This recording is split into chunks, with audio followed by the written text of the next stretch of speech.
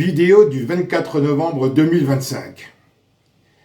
J'ai pris le temps de la réflexion afin de ne pas envenimer une situation plus qu'alarmante. Monsieur Macron, le monde entier apprend, effaré, abasourdi, choqué, épouvanté, traumatisé, que depuis l'Élysée, vous avez commandité et financé l'assassinat de Madame Candace Owens, journaliste américaine, et Monsieur Xavier Poussard, journaliste français. D'après les informations fournies par Madame Owens, une petite équipe du groupe national d'intervention de la Gendarmerie royale du Canada a reçu le feu vert pour action.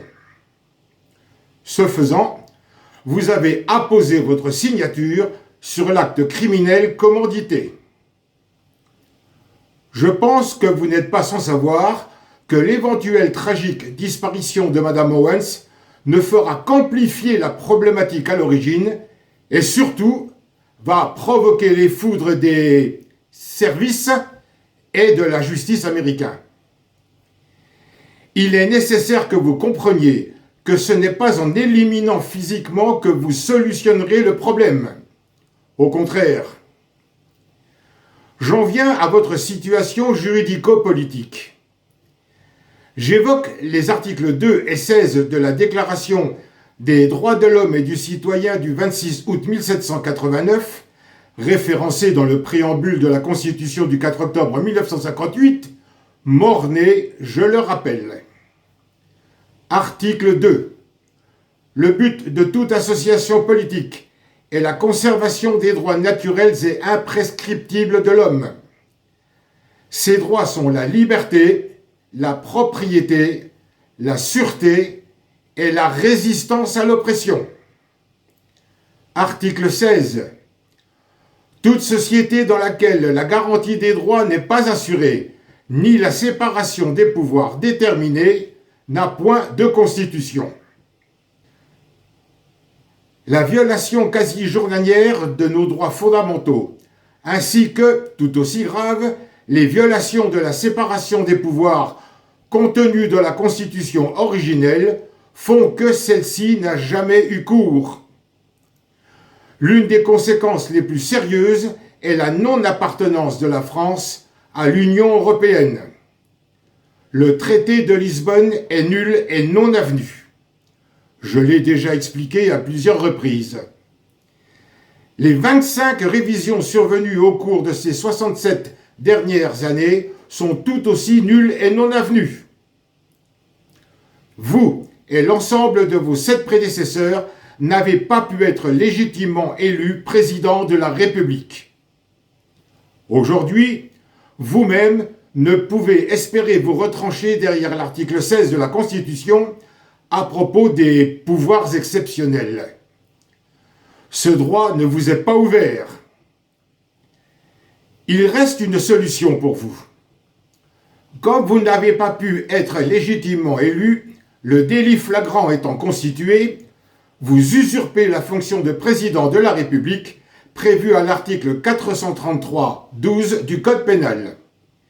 Est puni de 3 ans d'emprisonnement et de 45 000 € d'amende le fait, pour toute personne agissant sans titre, de s'immiscer dans l'exercice d'une fonction publique en accomplissant l'un des actes réservés aux titulaires de cette fonction, tombant sous le coup de l'article 73 du Code de procédure pénale, qui confère à toute personne le pouvoir d'appréhender l'auteur d'un crime flagrant ou d'un délit flagrant puni d'une peine d'emprisonnement et de le conduire devant l'officier de police judiciaire le plus proche. C'est en application de ces 2 articles que, le 12 septembre 2018, me rendant à l'Élysée, j'ai commandé une délégation de parlementaires placée sous l'égide du drapeau blanc prévu à l'article 32 de la Convention de La Haye du 29 juillet 1899, que la France a signé le même jour.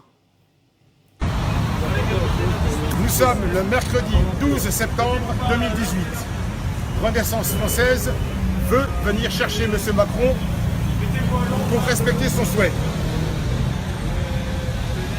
Voici le message que nous voulions lui faire passer. Monsieur Macron Emmanuel, je m'appelle Serge Petit-Demange. J'ai fondé et préside le mouvement Renaissance de la République française. Dans le fol espoir de pouvoir éviter l'insurrection qui couve et son cortège de désolation, de malheur, dont vous devrez assumer toutes les conséquences le cas échéant, vous étant déjà déclaré seul responsable de l'affaire Benalla, nous sommes ici par la volonté des Gaulois réfractaires à la dictature pour tenter de vous faire entendre raison. Il n'y aura pas d'autre tentative. Je commande cette délégation placée sous l'égide du drapeau blanc reconnu par l'article 32 de la Convention de La Haye du 29 juillet 1899. Ce drapeau blanc n'est pas pour vous offrir la capitulation du peuple, loin s'en faut, mais pour parlementer. L'ensemble de la délégation et ses accompagnateurs bénéficient d'une inviolabilité totale. Sauf à transgresser cette convention internationale reconnue par tous les pays, y compris les plus dictatoriaux, au risque de vous placer au banc des nations, ce qui serait un comble pour le pays des droits de l'homme. Vous ne pouvez ordonner l'usage de la force, ni l'emploi des armes, pas plus notre arrestation.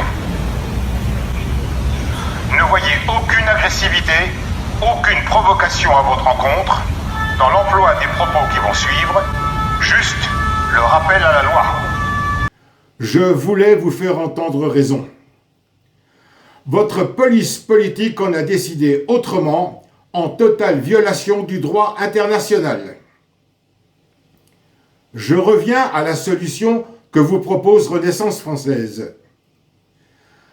Recherchant l'apaisement, souhaitant éviter l'intervention légale de la Fédération de Russie, alliée à la France en matière de sécurité intérieure et de lutte contre la criminalité, instituée par l'accord du 10 février 2003 et le décret numéro 2007-1172 du 2 août 2007, en vous rendant, en tant que président fondateur du mouvement précité, constitutionnaliste et historien, évoquant dans votre intérêt l'article 6 de la Convention européenne des droits de l'homme du 4 novembre 1950, je vous promets un procès équitable.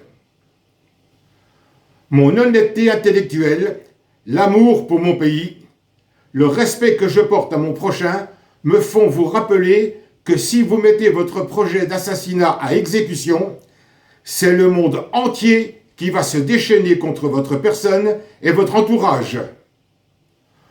Vous ne pourrez pas compter sur l'actuelle concorde de vos alliés européens dans votre action criminelle de droit commun en cours, qui d'ailleurs pourrait cautionner la volonté assassine qui vous anime. Si Mme Owens et M. Poussard décèdent par votre faute, vous n'échapperez pas au sort découlant de votre choix. Qu'aurez-vous gagné? Compte tenu des circonstances, je vous offre une porte de sortie honorable. Ce ne sont pas les bons avocats qui manquent.